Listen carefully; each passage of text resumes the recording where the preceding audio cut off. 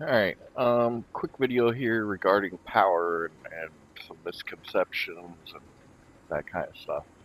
Okay, everybody knows the drawbacks with batteries are large batteries, you can only have 9 things off of it, 9 turrets. Basically, a battery puts out 100 power, period. Doesn't matter how you wire it, doesn't matter what you do, you're only going to ever get 100 out of it. I don't use batteries. There's no point in a battery. Just keep on putting windmills or solar panels. Does not matter.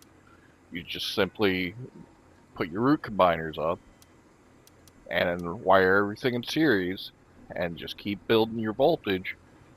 And then when you finally get it, put it to a branch. Your branch will put out any number that comes in. So right now I got 467 coming in. I got 462 coming out because I'm just putting those ceiling lights there. I'm running 20 turrets, no battery whatsoever. You do not need a battery. A battery is nice for, like, say your TC area or whatever. But as long as you got enough power coming in to supply it, that's all that matters. The the downside is, as we all know, windmills fluctuate. Like I said, we were at 467 a little bit ago. Now we're at 547. It's going to go up, down, blah, blah, blah. You know, it comes down to either supply enough in turrets or excuse me, supply enough in windmills or supply enough in solar. Solar only works during the day, but if you're on a server that has a quick night, then it doesn't matter. But yeah, you can literally just keep building and keep on putting turrets. I mean, here's proof in the pudding, right? I mean, count them yourself. Count them yourself. 1, 2, 3, 4, 5, 6, 7, 8, 9, 10, 11, 12, 13, 14, 15, 16, 17, 18, 19. Oh, excuse me, 19. Um, it doesn't matter. You can just keep on going forever. It really makes no difference because each one of these branch you put as 10 power, and then you carry that over each one, as you can see. See, now we're up into the 600s. So it's as long as you program each one for 10, your output is just going to be repetitive. Now, if it drops low, you're going to obviously have a problem, but it makes zero difference if you have a battery or not, as long as you have enough windmills. Um, right now I got 1, 2, 3, 4, 5, 6, 7 windmills. 7 windmills, and most of my bases in the past typically done 6 windmills, right? And that would allow me to have 300 volts essentially. Okay, I'm at 661.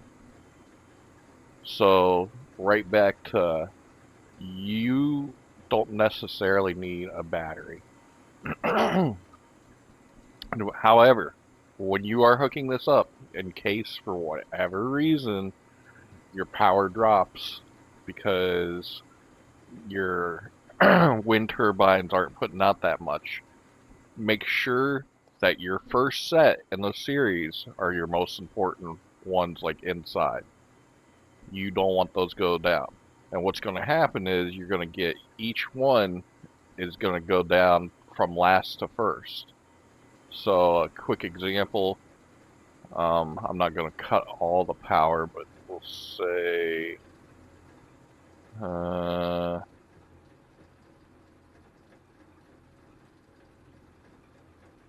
drop that.